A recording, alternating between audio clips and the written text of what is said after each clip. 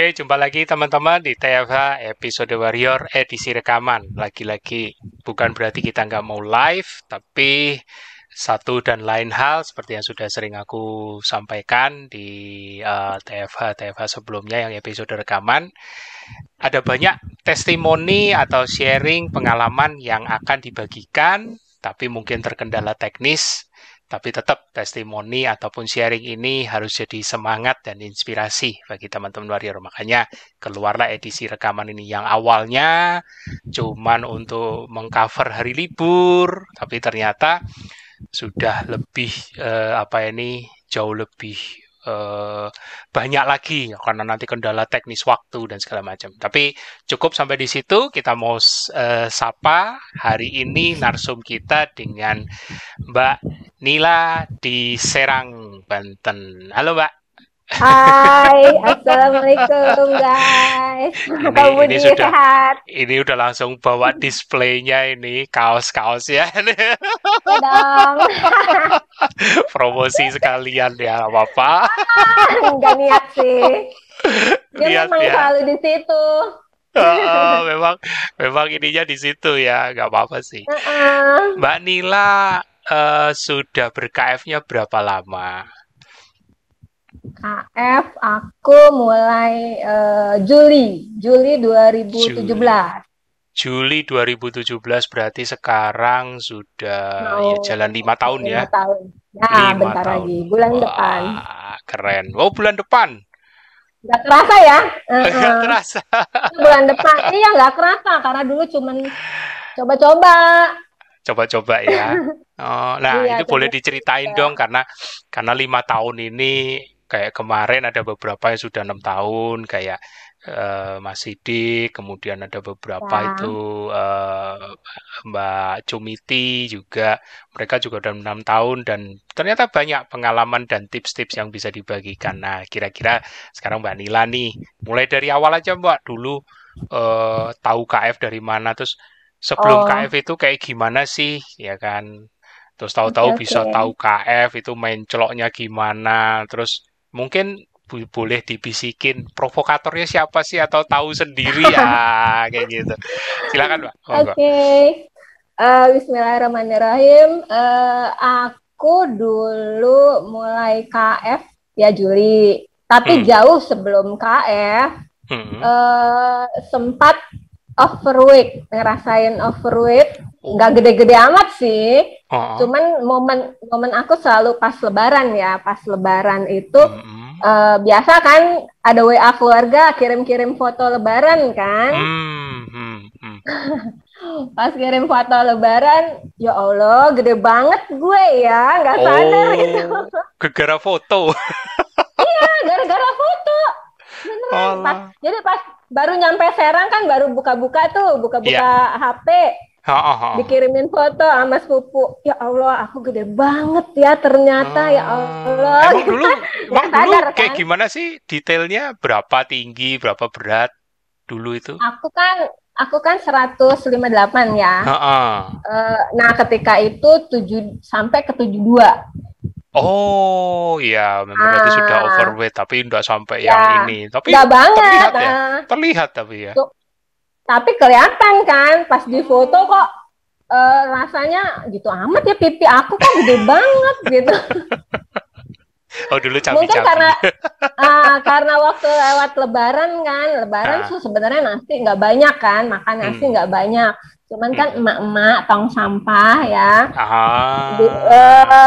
kan Itu tuh. ada kolak ngabisin, ada sop buah ngabisin, manis-manis semua ya. Kayaknya itu puasa itu naiknya 5 kilo kayaknya ada kali itu. Bayangin Oke, sebulan oke. doang. Jangankan 5 kilo, Mbak, naik 2 kilo juga sudah. Wah. Nah, iya, makanya kenapa pipi aku gitu banget ya. Oke, pokoknya oke. pokoknya abis pulang lebaran itu langsung yang namanya gue besok olahraga gitu loh. Beneran. Nah, terus? Ketika udah olahraga terus sempat nonton diet sih enggak ya. Cuman Ah, sempat nonton ada Aderai bilang ah, diet apapun akan naik turun katanya efek yoyo katanya. Yang penting adalah konsisten gitu. Oh oke, aku konsisten deh. Nah, cuman waktu itu makan nasi 2 piring, kurangin jadi 1 piring. Okay. Buset, dulu makan nasi 2 piring ya? Ya mama tukang ngabisin. Udah gitu, apa namanya, sambil wajib olahraga gitu. Jadi ngurangin porsi nasi, wajib olahraga. Ya alhamdulillah waktu itu kan 3 bulan turun 12 kilo. Wih, pencapaian. Itu selama setahun konsisten kayak gitu, nggak apa namanya, nggak naik tuh, alhamdulillahnya. Nah cuman BT-nya masih dibilang, aku kan sukanya apa namanya, di rumah ada salon kan, tuh orang kalau ke rumah baru datang baru kenal masa bilang, Bu lagi hamil ya, BT-nya sih. Gue udah turun 12 kilo dibilang hamil. Lah terus yang turunnya itu di mananya? Lah iya, jadi ternyata aku sampai begini-begini kan. Sampai temen aku punya klinik di Serang. Sampai aku panggil. Yan, coba deh cek gue deh. Masa gue masih dibilang hamil sih? Gue kan udah langsing. Iya, kata temen aku tuh. Iya lu langsing. Katanya langsing kok. Katanya. Iya, tapi lu lihat tampak samping. Kata aku. Memang kan perut aku nonjol ya, dari mulai rusuk nonjol kayak orang hamil. Oh gitu. Sampai lu hamil kali, apaan? Gua baru bersih haid, kata aku. Ya udah, kata dia tuh mungkin mikir ya udah cek USG abdomen deh di klinik dia. Nah di klinik dia itu akhirnya ketemu, ternyata aku ada batu empedu. Oh alah. Oke. Itulah yang menyebabkan dia kembung ya. Seperti itu. Tampak depan sih langsing. Tapi tampak samping kelihatan. Makanya orang bilang kayak orang hamil kan. Oke. Nah, terus dari situ ketemu, akhirnya si dokter juga sampai kaget. Ibu ini 2,2 batunya. Ibu nggak ngerasa sakit. Aku pikir aku nggak apa-apa, aku fine aja kan, nggak ngerasa sakit, nggak apa, karena mungkin aku nggak rasa batas ambangku nggak apa tinggi gitulah ya. Yang aku konsenin memang ketika 2012 itu juga nggak dirasa, periksanya karena iseng ada miom. Nah si miom tapi udah diangkat sih ketika aku lahiran. Diangkat sekalian. 2013 ya, tapi dua tahun kemudian muncul kista. Waduh. Nah itu kan PR banget. Kebetulan ditambah almarhum ibuku meninggal kan karena kanker. Aduh. Almarhum ibuku, nenek, tante semua kanker tuh. Jadi pikiran aku tuh kalau ke dokter suka iseng ya, walaupun kita meninggal nggak tahu ya kapan dan seperti apa kita nggak tahu, tapi suka dok, ibu saya begini, nenek saya begini, kira-kira kan saya gimana, itu sampai ya overthinking. Memastikan overthinking, betul. Walaupun kita akhirnya ketika ketemu miom kan ya udah akhirnya kena deh, karena almarhum ibu sebelum kanker pernah ada miom kan. Nah ketika sesar miom aku diangkat kan memang menunjukkan tumor jinak kan. Oke. Gede tuh, segede kepala bayi. Gede banget. Nah makanya dari situ konsen aku hanya ke situ. Jadi itu nggak pernah keperiksain tuh, nggak sengaja karena dibilang hamil aja akhirnya periksa abdomen itu, USG abdomen. Nah itu kan si kista muncul tenggelam gitulah. Ketika ketemu waktu itu temen SMP namanya Leli, dulu dia keto juga, Leli sama Emi, temen SMP aku, dia ngobrolin di Facebook tuh, dia komen gitu, makan lemak katanya gitu. Langsing, emang temen aku overweight kan. Aku overweight, terus dia memang aku lihat kecilan, apaan sih kata aku. Lo nggak tahu katanya, lo lihat aja ya, gue ceburin tuh. Ceburin di grup KFI kan waktu itu. Ceburin, lo lihat deh. aku lihat protokolnya. Nah, ya ketemu yang testimoni yang kanker. Ya kan? Nah, itu kan memang ketika yang aku khawatir kan gitu, ternyata yang kanker bisa mengecil, bisa hilang. Ya. Mantep nih, kata aku ya. Cuman kok masa iya sih makan lemak gitu ya. Biasa. Itu tuh, terus kan baca protokol Kak Budi. Aku kan nggak pinter-pinter banget ya. Baca protokol bolak-balik 2 minggu doang tuh. 2 minggu karena aku nggak ngerti-ngerti, aku coba aja deh langsung gitu. Gak mau pusing, pokoknya coba langsung. Aku coba langsung sambil baca, sambil nyoba. Oke, puasa dari jam 8 sampai jam 12, ya udahlah langsungin aja. VCO aja cuma modal beli di apotek 60 mili kok Budi. Sama di sebelah apotek ada minimarket, beli teh hijau, udah gitu doang. Banyak macam-macam. Padahal ada karakter overthinking loh. Tapi kan modal aku kalau misalkan nggak percayaan kan, katanya begini, katanya begitu, tapi udah cobain aja deh gitu, coba seminggu gitu ya. Betul. Nyobain seminggu.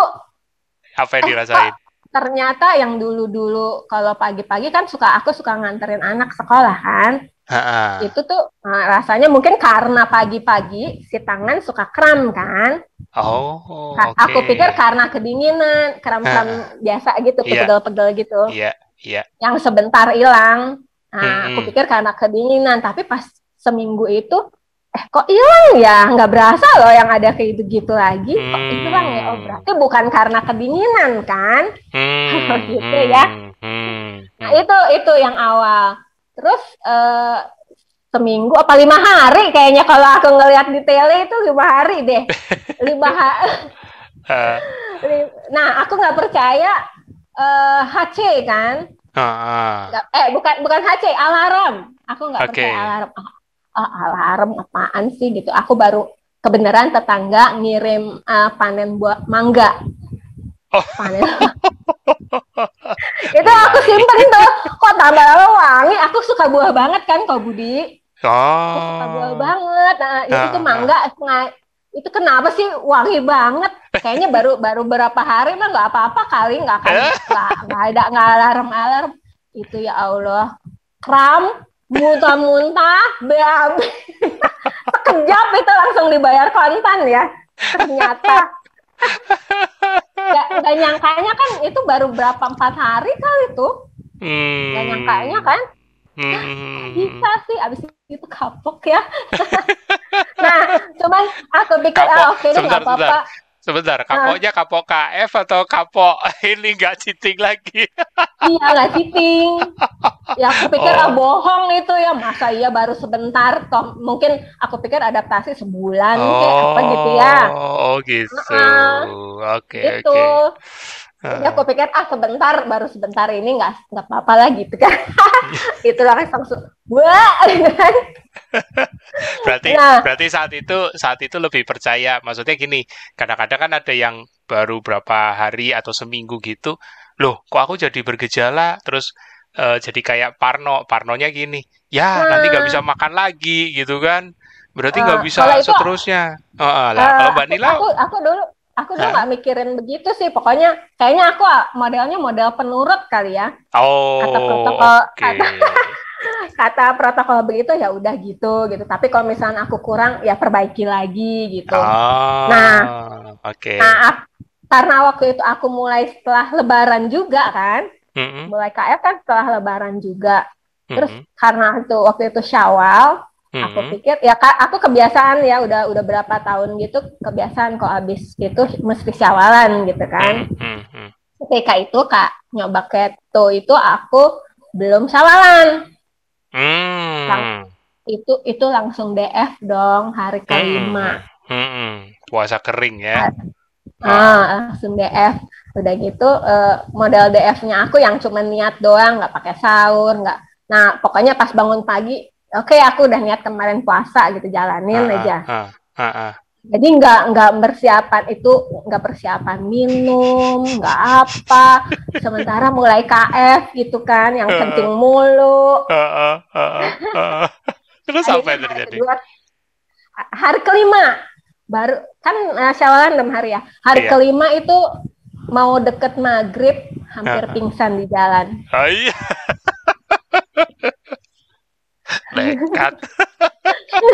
Ya karena dehidrasi kali ya, karena memang kalau aku puasa sendirian kan nggak pernah nyiapin apa-apa kan, pokoknya niat puasa ya udah jalan gitu kan. Beda kalau misalnya kalau Ramadan kan disiapin apa-apa gitu kan, buat keluarga. Nah itu yang itu apa ya waktu itu kayak pokoknya mau maghrib gitu, sampai aku minggir dulu naik motor, pakai motor lagi. Tapi 5 menit sebelum azan, tapi mau minum dulu, sayang gitu ya. Masih ditahan.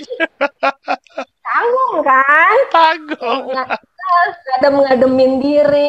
Pokoknya berusaha astagfirullahaladzim. Pokoknya aku kuat. Bentar lagi sampai rumah sih, nggak jauh. Gitu sampai rumah, anakku, tolong bikinin mama air garam. Ya anak aku ngasih bikinin air garam, entahlah garam itu segimana ya. Pokoknya begitu.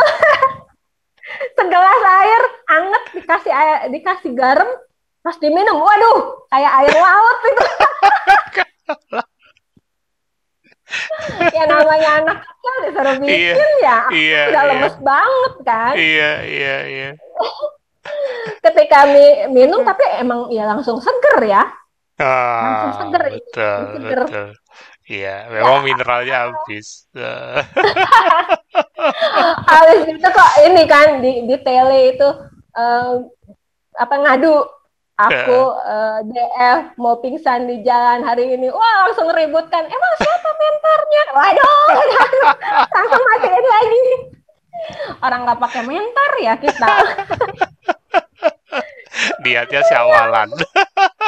Akhirnya kan baru tahu kalau itu namanya jam start ya, Kak Budi ya. Iya, kan masih adaptasi, jadi langsung dipaksain begitu. Ya 5 hari pertamanya sih, maksudnya hari pertama sampai hari keempat aman, tapi itu sebenarnya sudah lama-lama menipis. Nah ya iya. Nah hari kelima terus terus kan ya mungkin percepatan pada aku pikir ya awal keto aku udah 60 kilo, udah turun 12 kilo itu nggak akan turun lah ya, udah turun duluan gitu. Ternyata orang-orang bilang kurus ya, sakit ya. Pas waktu ada acara keluarga juga, kamu kurus banget katanya. Ya aku fine aja, masa lebih enak gitu ya. Ternyata kayaknya turun 8 kilo deh waktu itu. Turun lagi 8 kilo, jadi 52. Jadi 52-an gitu ya. Nah, ketika itu entah kenapa ketika awal keto itu karena aku tampilan tampak sampingnya seperti itu tuh entah iseng lah ya. Orang-orang foto before tampak depan. Aku before-nya tampak samping. Terus? Makanya kalau ngelihat ada di Facebook, ada nggak Kak Budi yang tampak depan, tampak samping, itu kan pas untuk akhir Juli itu ya. Akhir Juli ternyata itu perut terkikis dong. Si buncitnya, aku, wih, posting tuh, wih udah lahiran ya. Gitu. Kayaknya pertama kali orang foto tampak samping deh itu. Tapi udah dicek lagi belum yang batu empedunya itu? Waktu itu enggak lah. Waktu itu pokoknya konsen aku cuman di miom kista ya. Beneran sih itu mah nggak dipikirin gitu. Iya. Tapi, pas akhir tahun aku kan memang selalu mengulang tahunkan diri dengan ngasih foto USG atau apa gitu ya. Nah itu juga USG-nya cuma USG yang rahim ya, aman bersih. Yang batu empedu nggak dicek lagi, yang batu empedu? Nggak mau mikir. Mau mikir terus karena aku pikir aku nggak sakit, nggak apa-apa kali ya gitu. Karena yang berulang kan si Kista kan. Ya, jadi yang berulang makanya Kista sama Miumnya itu. Tapi boleh sih nanti pas ulang tahun ini kalau mau di USG Batu Empedunya oke juga tuh.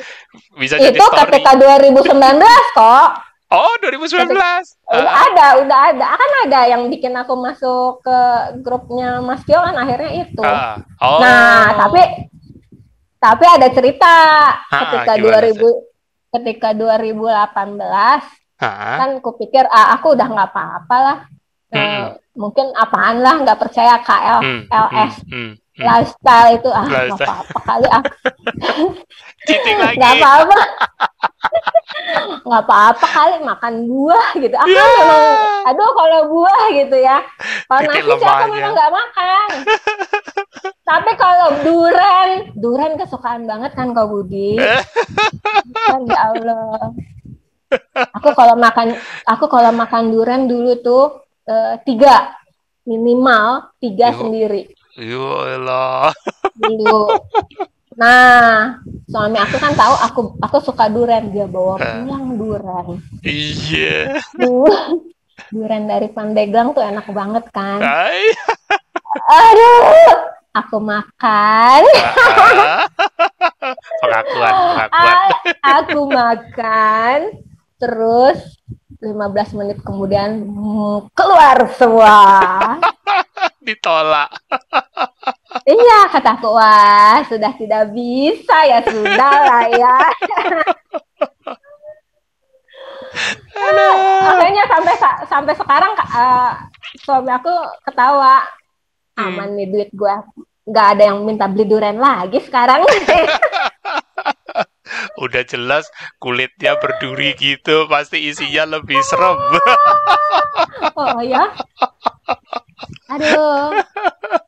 Nah, ketika Batu Empedu itu juga ya, aku awal HC atau apa ya, itu tuh ketika awal tuh sempet ini loh, Kak Budi, sebulanan mungkin ya, sebulan kemudian tuh muncul yang kayak dada deg-degan, seminggu itu, seminggu sampai ditelepon sama Mbak Di ya dari Lampung ya. Karena aku kan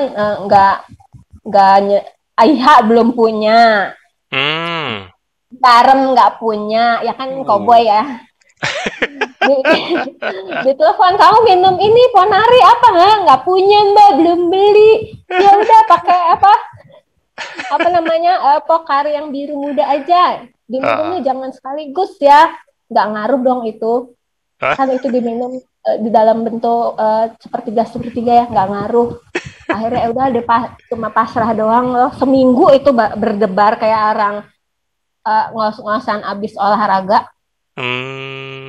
Itu ngeri banget, itu memang yang sempat bikin ngeri loh. Gua kenapa ya? Overthinking muncul lagi. Iya, itu sebelum makan buah ya, itu masih taat gitu kan. Nah, akhirnya ketemu Kak Budi udah ada belum? Ketemu Cimina sama Teh Cika. Ya, lupa ingat. Itu ketika masih roadshow, belum ada Kak Budi kayaknya. Masih ada Pak Arif, kalau nggak salah Pak Arif Rojokoyo ya. Iya. Udah gitu di situ aku kan nggak bilang aku suka makan buah, cuma aku keluhin kenapa ya kemarin kok gak ada aku begini. Terus Pak Arif tuh bilang, kamu punya Batu Empedu ya? Kok dia tahu? Ternyata katanya gejala khas seperti itu, minum kefir deh. Nah dari situ tuh mulai kena kefir, ya kan? Terus Teh Cika kan testimoni Teh Cika ya kan. Terus ada cerita-cerita tentang enema kopi. Aku tahu enema kopi sebelum KF. Aku pernah tahu gitu ya.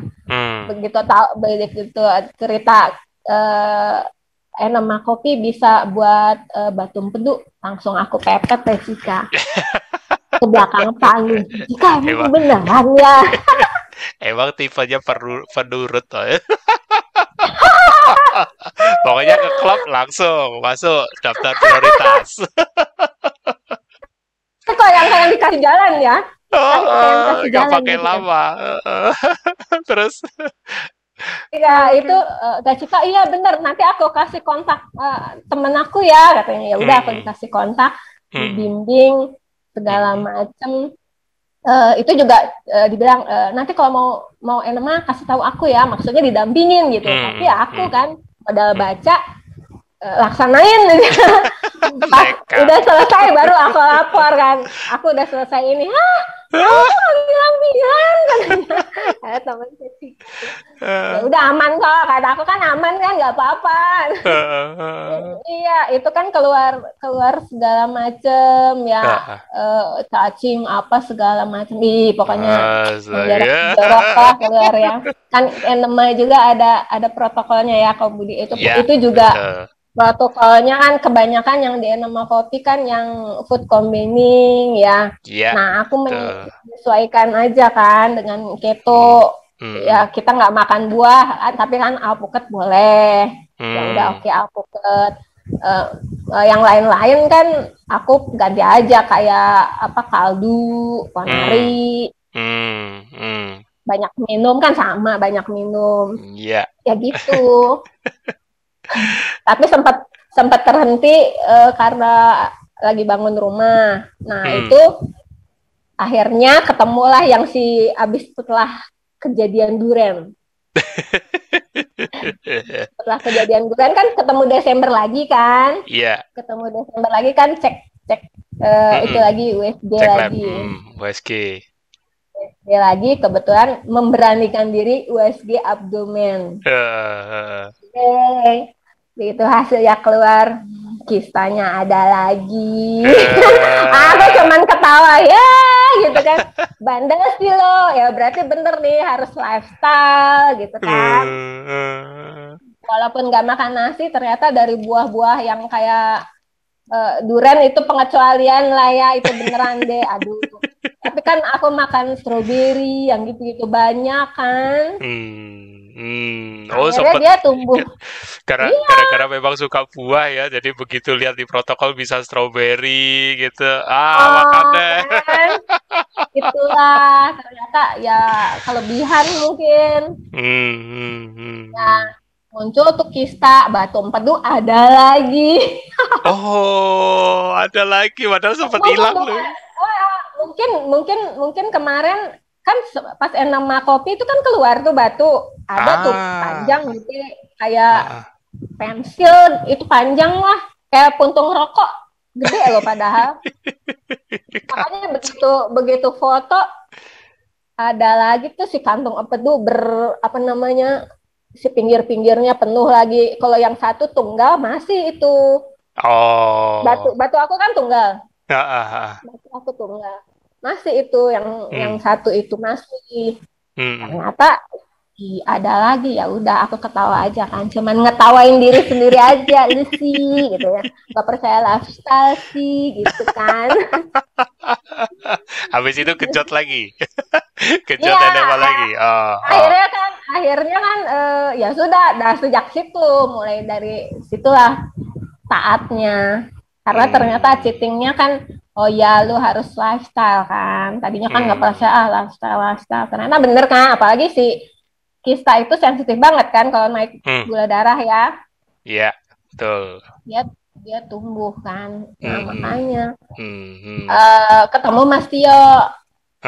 Tio bilang, udah enema kopi, ditambahin enema kopi aja katanya. Oh ya udah, kan memang kemarin sempat terhenti lama ya, 7 bulanan gitu, memang enggak. Enema kopi lah. Nah, protokolnya juga lebih ini lagi lah, kaldunya minum sebelum kalau nggak tidur tuh enggak gitu kan, jangan enema. Nah itu katanya kan kalau kurang tidur mineral keluar. Iya. Ya kan, karena enema kopi juga katanya menguras mineral kan. Iya, jadi kalau udah kurang tidur ditambahin enema kopi ya double. Betul. Ya itu makanya ya ada hikmah dah dari semua lah ya. Keren. Nah, ya lagian kan tahu, misalkan si badan ini, aku apalagi yang namanya tiap hari kan kok Budi. Ketika itu tiap hari Jadi kaldu itu ya wajib ada, minum sebelum minum 600 ml sebelum enema, terus habis gitu minum kaldu, minum ponari itu wajib lah ya, karena kita kan tahu ya kalau kurang kurang ponari si badan agak kram-kram. Kalau kurang kelayangan, agak kelayangan. Kalau misalkan kaldu kurang agak-agak kram-kram gitulah aku tanda-tandanya. Diapalin gitu ya. Ya, memang berarti betul.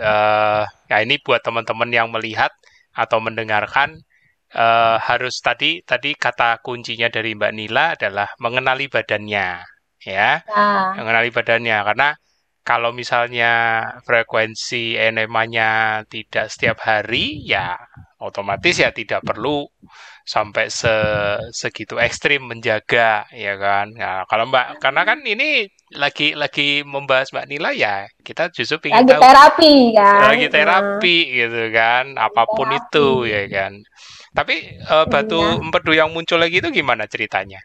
Nah, ketika aku kan modelnya gitu dari awal, kalau misalkan menjalankan sesuatu cek gitu ya, kita coba 2 bulan, cek 2 bulan, 3 bulan. Nah, aku kemarin 3 bulan, Maretnya aku cek, Maretnya tanggal 1 yang ada di KFI itu aku pernah posting, ada tuh. Akhirnya kan memang bersih ya, bersih tapi masih menyisakan si tunggal.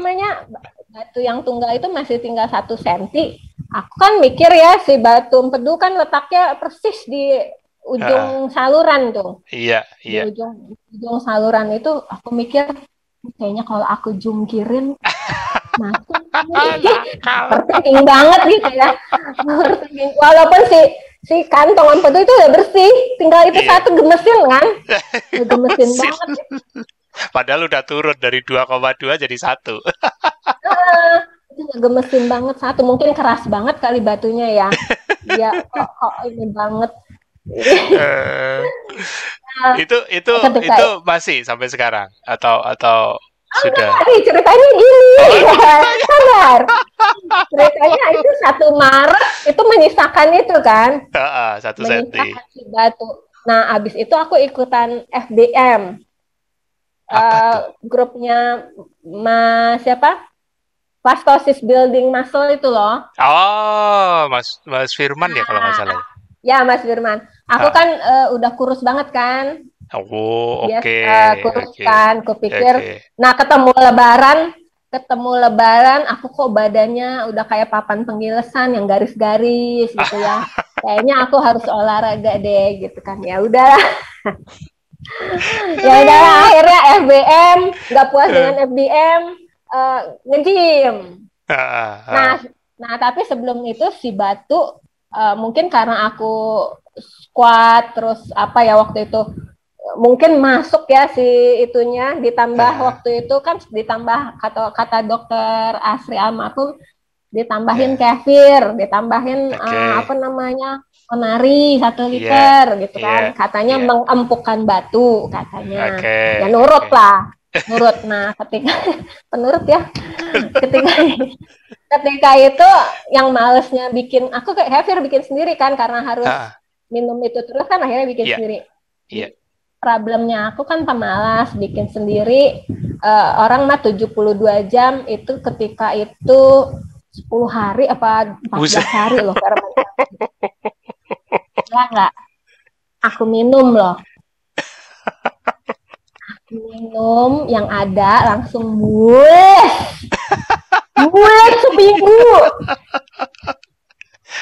Sampai almarhum Bang Ali, kamu mungkin waktu itu kan ada acara baking di Cilegon ya. Kamu kemarin mungkin kebanyakan icip-icip kali. Aku pikir iya kali ya. Tapi kayaknya kok enggak. Nah, ketika itu memang aku bawa tuh si kefir itu, memang aku minum 10 hari. Ya itu sampai asem banget. 72 jam aja asem kan. Itu 10 hari. 10 hari luar biasa. Migrain aja mati. Kelaparan.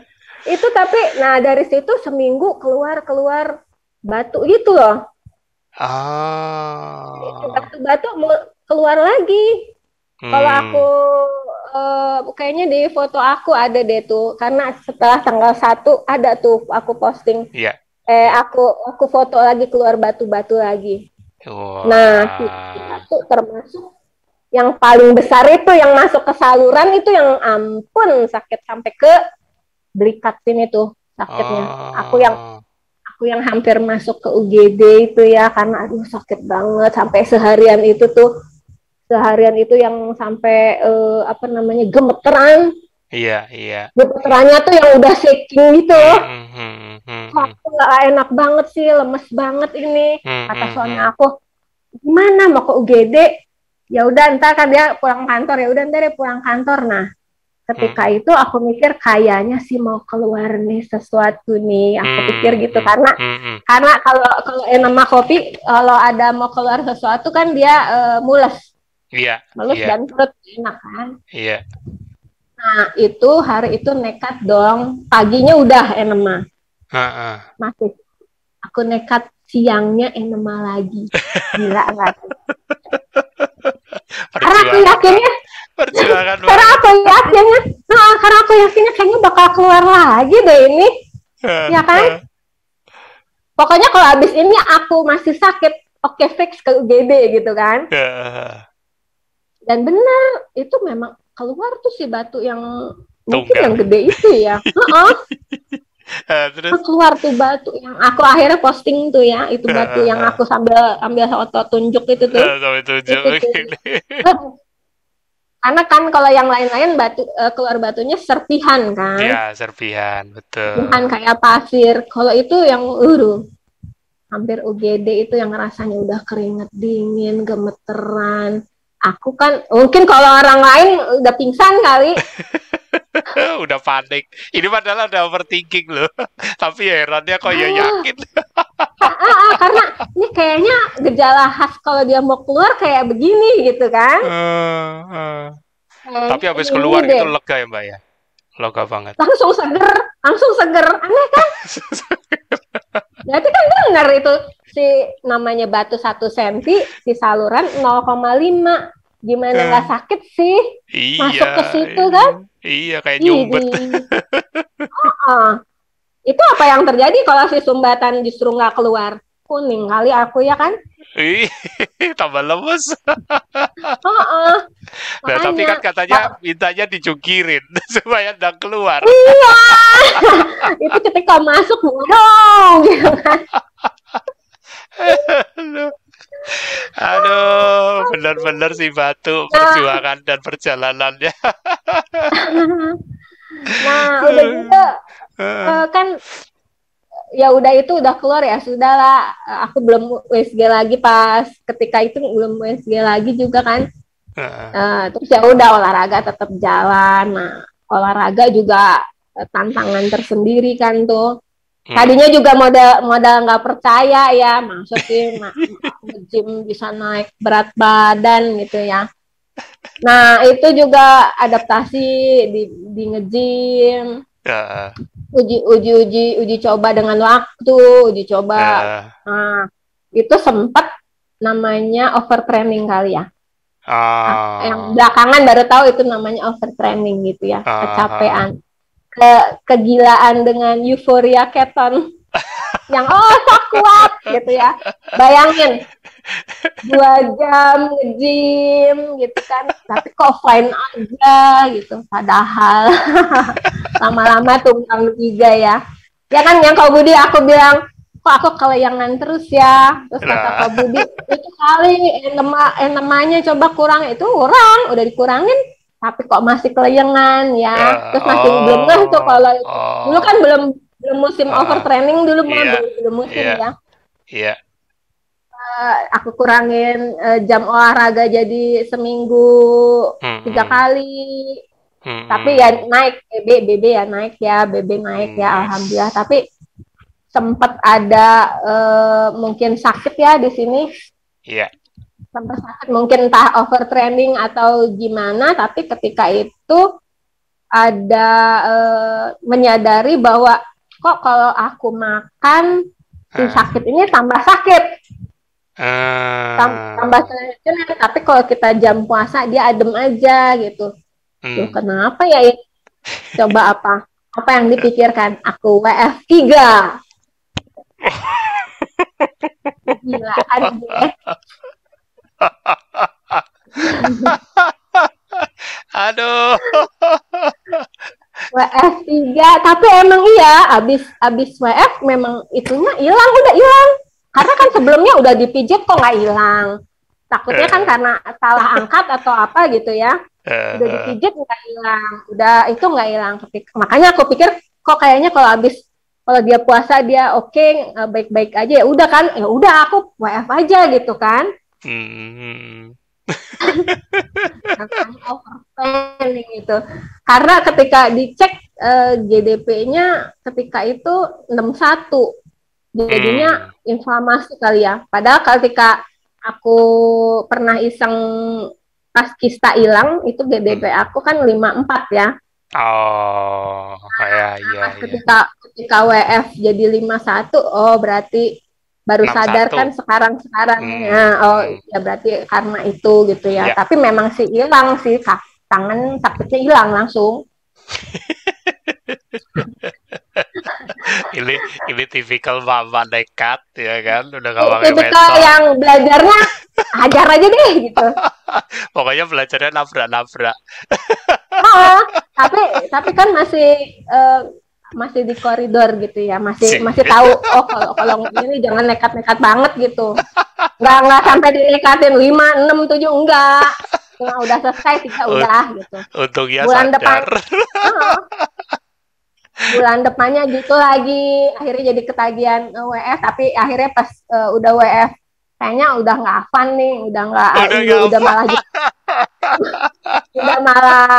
malah kan dulu ceritanya itu WF itu hanya buat mancing HC, Ko Budi. Kegilaan mancing HC. Iya. Apalagi kalau udah denger gini, teman-teman yang menyimak punya batu-batu, wah udah langsung tulis tebel-tebel tuh.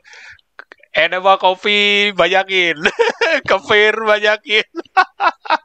Iya, tapi aku selalu pesenin ya kalau misalkan ke warrior yang nanya ke aku ya, ini pasti nanyanya kan mereka gini, kapan batunya hilang, berapa lama batunya hilang, kok kayak yang pengennya instan ya, ya kan?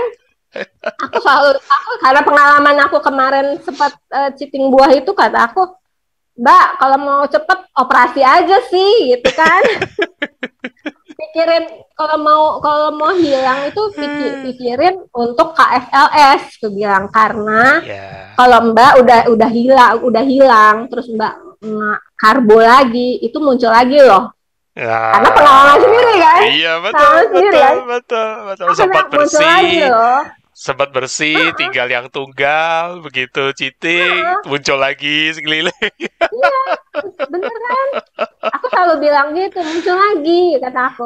Jadi pikirin aja, santai, kayak FLS, nikmatin aja sih, jangan pengen berapa bulan, terus udahan gitu. Ya muncul lagi,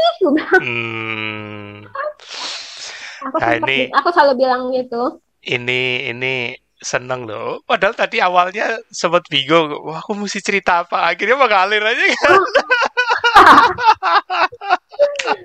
Iya ya. Dan ternyata kita jadi tahu perjalanan, dalam tanda kutip, perjalanan nakalnya si batu empedu. Nah iya kan. Ya itu jadinya begitu ya, ada hikmah ya. Ada hikmah.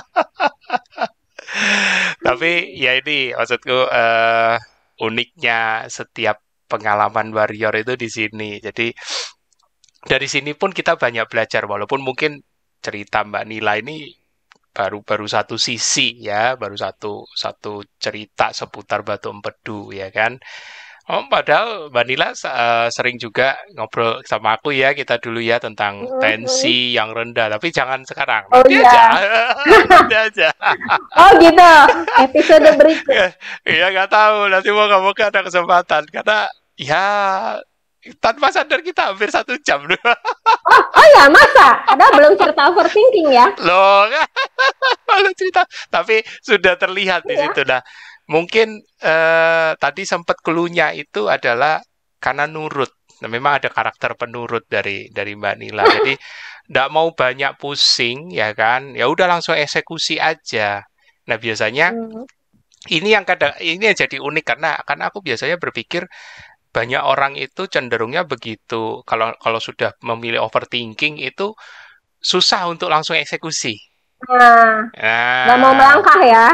Iya, karena banyak pertimbangan nanti begini, akhirnya nanti kadang-kadang jadi ketakutan berlebih, kecemasan yang tidak perlu. Ya kan, aku menyesuaikan dengan kapasitas aku yang nggak pinter-pinter amat. Kayaknya aku lebih percaya sama badanku deh. Nah, ya kan? ini tips menarik ini. Jadi rupanya dibalik semangat nabraknya Mbak Nila itu didasari dengan aku lebih percaya badanku deh. Nah, biasanya overthinking itu kan lebih karena dari katanya ya Mbak ya, dari omongan orang-orang ya. Nah, padahal belum tentu terjadi di badan sendiri. Jadi inilah yang membuat Mbak Nila walaupun dia punya sifat overthinking, tapi dia bisa apa istilahnya kalau Mas Tio bilang coping, diatasi. Nah, bisa diatasi dengan ayo percaya sama badanmu sendiri gitu loh. Iya kan? Mindfulness katanya. Nah, mindfulness. Fokus. Mindfulness harus fokus di situ. Jangan ngelihat ke depan, ngelihat ke belakang, nggak maju-maju. Ya, betul. Padahal ini kalau yang ngomong bukan overthinking mungkin semua orang paham. Maksudnya bisa memahami. Iyalah, kamu tipenya eksekusi. Tapi ini yang menarik karena Mbak Nila punya overthinking. Oh, banget. Kan? Banget tuh. Kalau nggak percaya. Stres mungkin dari kecil malah ya. Sampai bingung kan. Kalau dibilang kamu stres kali. Stres apaan? sampai ngobatin stres itu Allah kasih ya. Ngobatin stres aku dengan memberikan orang-orang yang kadang-kadang Mbak tiba-tiba inbox, Mbak maaf ada waktu nggak kenal tuh, aku stres nih katanya. Nah, kata aku, hah? Cara ngobatin diriku ternyata justru harus mendengarkan orang ya. Nah, ini persis yang waktu itu sama siapa ya, Narsum TFH. Jadi mengatasi stresnya kita atau mengenali stresnya kita itu justru bisa salah satunya dengan yang tadi Mbak Nila bilang. Kita belajar mengenali sekeliling kita stresnya seperti apa. Jangan-jangan tanpa sadar mungkin kita juga ada stres yang sama. Tapi kita baru ngehnya ketika orang lain yang cerita. Ya, kita harus di luar, posisi kita harus di luar dulu untuk melihat kondisinya kita gitu kan. Betul banget. Wah, ini kalau kita menarik. Yang di dalam mah mumet ya kan. Mumet terus ya kan, enggak merasa ya kan. Makanya itu memang cara Allah memperbaiki kita ya, begitu mungkin ya. Syukurlah, amin. Alhamdulillah. Ya kan, aku bingung kan. Nih kok orang itu sering loh kok Budi kayak begitu. Iya nggak apa-apa. Itu namanya kan menginspirasi, ya kan? Postingan-postingan Mbak Nila hanya sebatas mau sharing bahwa batu empedunya bisa hilang dengan segala keunikan journey-nya, ya kan? Terus segala macam progresnya. Orang ada yang merasa, iya aku ada juga nih batu empedu, ya kan? Ternyata dia bisa, Mbak Nila bisa. Aku coba hubungi deh, gimana gini-gini. Nah, gitu kan. Dan aku lihat memang Mbak Nila cukup aktif di Facebook. Jadi teman-teman tidak usah khawatir ya. Di grup memang akan ada banyak masukan, saran, ya kan. Tapi teman-teman jangan sampai merasa terbebani dengan begitu banyaknya saran. Nah, karena aja protokolnya ya kan. Balikin lagi terus yang hari ini dari Mbak Nila adalah ayo percaya sama badanmu sendiri. Iya kan? Betul. Nih bisa jadi nih Mbak Nila tadi kan ada kata kuncinya untuk bantu pedu, enema kopi, kefir, ya kan? Tapi nanti kalau misalnya Mbak, aku minum kefir kok malah tambah nggak karuan ya, misal ada asam lambung atau gimana, ya jangan dipaksain. Betul. Setiap orang kan akan beda ya. Nah, jadi Jangan terpaku dengan, wah kalau nggak lewat kefir nanti nggak bisa sembuh. Nah, itu sudah membebani sendiri, itu sudah overthinking sendiri. Ya kan? Ya. Itu. Ada kok yang kemarin sharing-sharing ke aku juga, dia nggak enema kopi keluar juga kok batu. Nah, jadi nggak usah khawatir. Itu. Cuman ya memang dikenali aja gejala khasnya, dia keluar nggak enak di perut tuh, berasanya sampai ke belikat. itu dia keluar batu itu kayaknya. Coba deh cek, aku suka gitu. Coba deh cek kalau mau jorok, si pupnya diperiksa itu pasti ada batunya. Aku jorok banget. Kayaknya mesti bikin grup sendiri, grup batu empedu. Iya, kemarin tuh ada yang sempat nanya begitu loh. Nah, siap-siap jadi mentor batu empedu. Atau aku kadang kalau lagi nggak sempet, aku kasih yang kemarin udah share. Coba deh kalau nggak percaya, cek sama si ini gitu kan. Gimana kira-kira sama enggak gitu rasanya. Keren. Ya kan? Oke, Mbak Nila, aduh nggak terasa sudah mau 1 jam, bener-bener udah mau 1 jam, tapi keren ya perjalanan batu empedunya ini luar biasa ya kan, dan mungkin ini bisa jadi inspirasi ya kan, bukan di cara sembuhnya, tapi bagaimana cara menjalani KF-nya ya, karena jujur yang menyembuhkan itu justru bagaimana kita menjalani KF-nya dengan bukan penuh beban, tapi dengan penuh enjoy gitu loh, dengan penuh nikmat ya kan, tanpa target, tanpa beban ya kan. Itu Mbak Nila sendiri juga akuin, sampai tadi bisa bilang aku udah nggak fun lagi dengan WF terus-terusan. Aku langsung ketawa kakak. Kok bisa? Orang iseng gitu ya. Iseng. Pengen tahu aja apa sih rasanya gitu.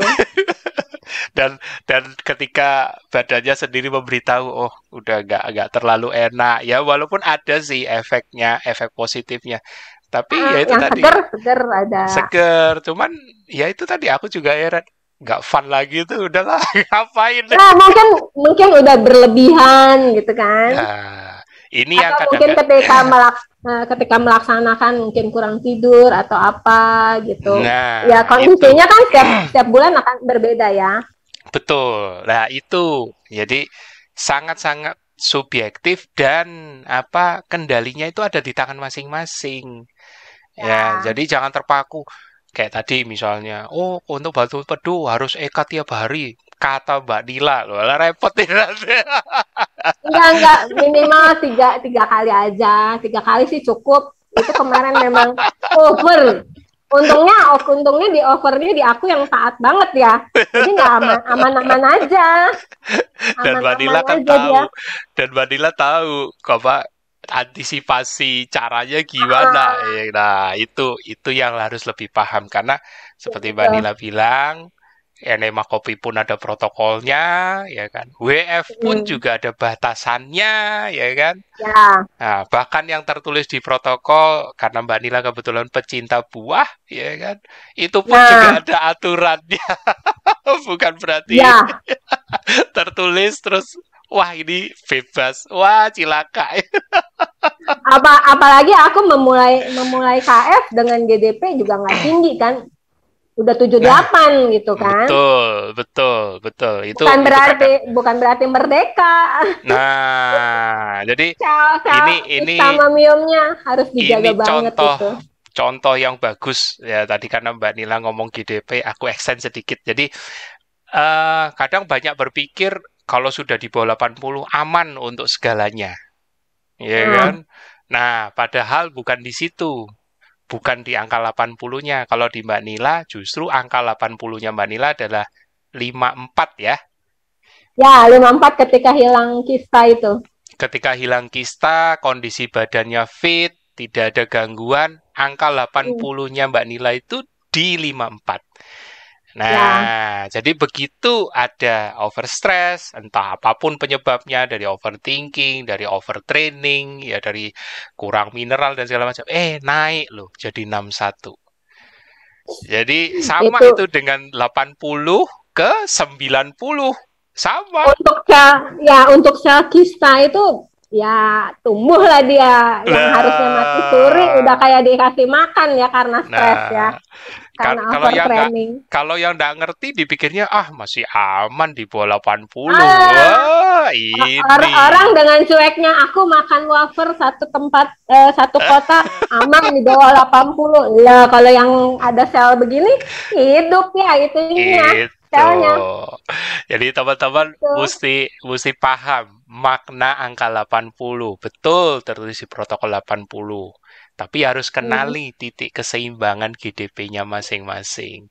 Di Mbak Nila, hari ini angka 80-nya adalah 54. Nah, di teman-teman berapa? Itu yang harus dikenali.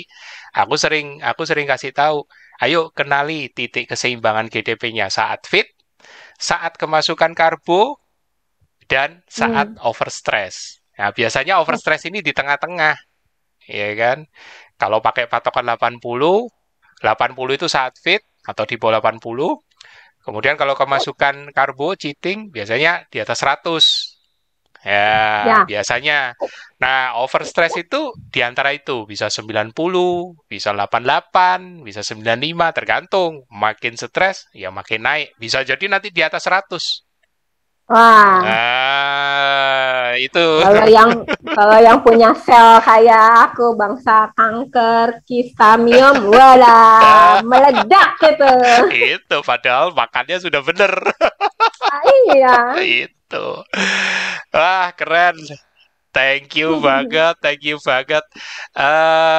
Mbak Nila bisa kasih closing statement sebagai kita penutup untuk teman-teman nanti yang mau menikmati rekaman ini, mungkin boleh berupa pesan atau motivasi. Silakan, Mbak. Apa ya? Kalau aku kayak itu aja, just do it aja. Protokolnya kerjain, sesuaiin 5 pilar. Udah. Gitu just aja lah. Kayak slogan dia sponsor. Sepatu ya. Kayak sepatu. Just do it gitu kan. Iya, kebanyakan itu kan overthinking jadinya kan. Akhirnya nggak maju-maju. Terus kapan ngerasain sehatnya? Kapan ketagihan ketonya, KF-nya? Ditantang loh dari yang overthinking loh. Keren. Kapan majunya? Kalau overthinking terus jalan di tempat nanti tidak beres-beres. Iya, iya betul. Mbak Nila yang overthinking aja berani melangkah. Ayo, kalau perlu hubungi Mbak Nila ya kan. Mbak, aku overthinking, gimana caranya ya kan ngatasinnya. Nah, Mbak Nila nanti pasti akan kasih tips-tipsnya. Contoh seperti dengerin yang mau konsul, yang mau curhat, ya coba membuka diri. Tapi minimal melangkah dulu. Mbak Nila pun juga nyobain kok. Seminggu pertama tadi bilangnya malah langsung syawalan. Langsung lemes. Parah itu. Kalau itu jangan ditiru ya. Tapi nggak apa-apa, Mbak Nila sudah memberikan contoh, ya kan? Jadi bedanya kalau kalian mau melangkah overthinking, sudah ada orang yang menjalani dan teman-teman bisa saling ngobrol, bisa saling silaturahmi. Thank you, Mbak Nila. Ya, aduh seru banget. Terima kasih juga nih, Ko Budi. Sama-sama. Ya. Semoga bisa membantu teman-teman yang lain dengan video ini. Amin. Ya. Teman-teman, terima kasih. Waktu juga yang membatasi selalu, tapi kita bersyukur hari ini dapat lagi suatu pembelajaran ya. Pasti teman-teman itu, ini patokannya bukan lamanya ber-KF ya. Tapi intinya setiap journey itu pasti ada sesuatu yang unik. Memang makin lama menjalani KF, pasti makin banyak yang mau di-share. Mbak Nila aja belum habis itu tadi. Tapi aku yakin Aku yakin teman-teman jangan berkecil hati, walaupun mungkin baru berapa bulan atau baru setahun, tidak masalah. Ya, siap-siap aja, karena aku selalu pantau di grup Facebook. Kalau nanti ada yang menarik, pasti aku hubungi. Ya, oke, sampai jumpa dan dadah.